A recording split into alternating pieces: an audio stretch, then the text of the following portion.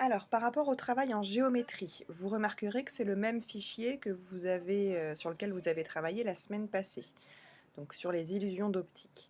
Je vous demande de choisir une figure un peu plus compliquée que celle que vous avez réalisée la semaine passée, pour dépasser un petit peu vos limites, on va dire.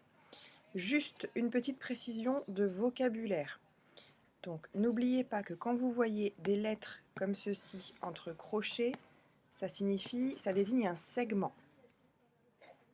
Donc là, on vous dit de placer un point A, donc petit a sur AB. Donc vous cherchez le segment AB, il est ici, et vous placez un point A à 1 cm. Donc la distance grand A, petit a doit être égale à 1 cm. Ensuite, deuxième chose en termes de vocabulaire, par rapport au cercle. Rappelez-vous, en classe, on avait vu que pour tracer un cercle, on prend la dimension du rayon. Donc là, en l'occurrence, le rayon pour le cercle central, c'est OF. On prend la dimension du rayon, on place la pointe de son compas ici, donc sur le point O, et on trace le cercle de rayon OF, ce qui fait que la dimension du diamètre du cercle sera égale à 2 fois celle du rayon, c'est-à-dire à 2 fois OF. Donc faites attention à la distinction, ne vous trompez pas entre le rayon et le diamètre. Donc ça pareil, on l'avait vu en classe avant le confinement.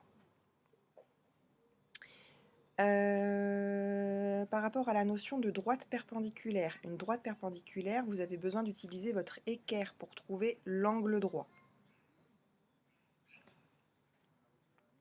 Ensuite,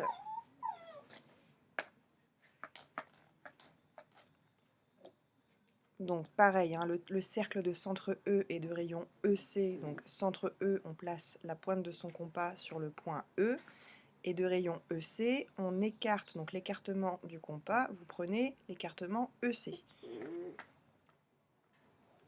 Je regarde s'il y a d'autres choses qui pourraient être compliquées. Voilà, c'est à peu près tout. Voilà, il faut vraiment faire attention à ça. La désignation des segments, qu'est-ce que c'est que des droites perpendiculaires, et connaître un petit peu les propriétés du cercle. Normalement, si vous connaissez tout ça, après, c'est juste une histoire de lecture des programmes de construction. Donc faites attention à être bien précis dans votre lecture.